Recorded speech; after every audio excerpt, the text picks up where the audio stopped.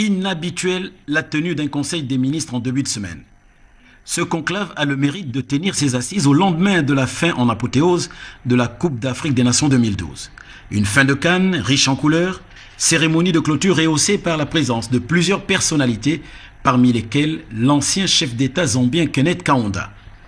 L'organisation de cette compétition a été managée de main de maître qui plus est par le chef de l'État Ali Bongo Ondimba.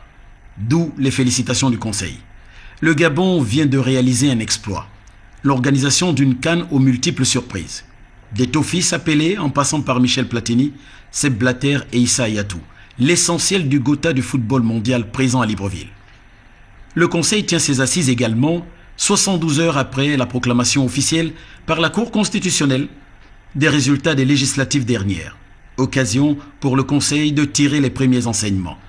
72 heures après la proclamation officielle, délai constitutionnel imposé au Premier ministre chef du gouvernement pour remettre la démission de son gouvernement au chef de l'État.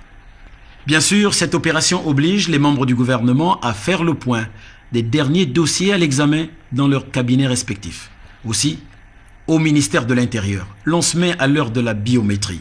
Un projet d'ordonnance est soumis à l'adoption du Conseil. Il concerne la modification de certaines dispositions de la loi 796 du 12 mars 1996 portant dispositions communes à toute élection politique.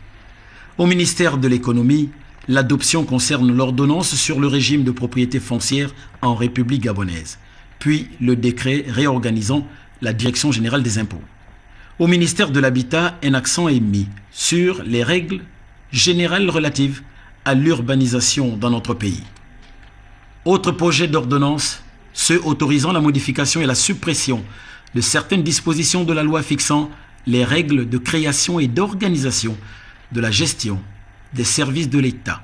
Enfin, au ministère de la Communication, l'adoption du projet qui crée et organise l'Agence de régulation des communications électroniques et des postes en République gabonaise.